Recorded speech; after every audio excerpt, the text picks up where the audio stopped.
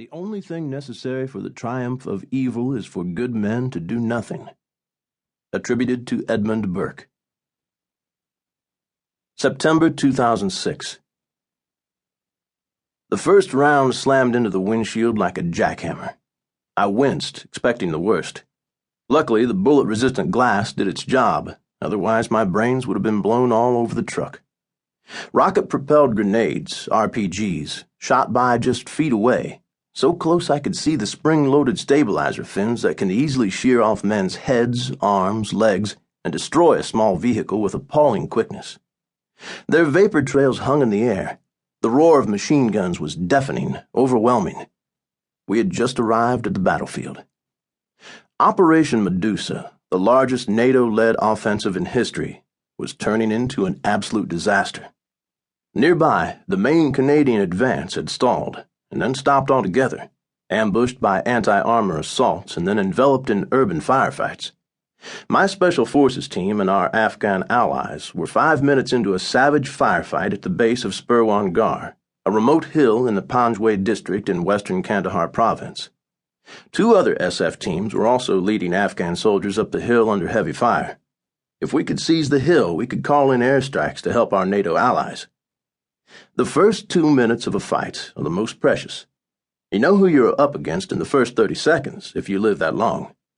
The machine guns that raked our ground mobility vehicles, GMVs, and the volleys of RPGs told me that we were up against enemies who knew exactly what they were doing. Already, the Taliban fighters had dealt the nearby Canadian mechanized units a severe blow, killing nearly a dozen and destroying several vehicles. I could hear the Canadians on the radio. They were fighting for their lives. We all were.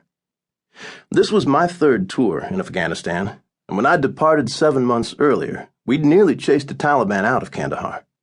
They were supposed to be broken and defeated, but since then, NATO forces had assumed control of southern Afghanistan, replacing American units with a collection of troops from around the world. The NATO commanders focused heavily on setting up reconstruction teams and less on combat and maintaining security, critical to the reconstruction efforts. 5 years into the war, the change in strategy would result in the bloodiest period since the fall of the Taliban regime in 2001. We'd been warned that the Taliban had returned in force. They had massed thousands of fighters in Panjwayi, their heartland, and had their sights set on overrunning Kandahar city, the capital of the province and of southern Afghanistan.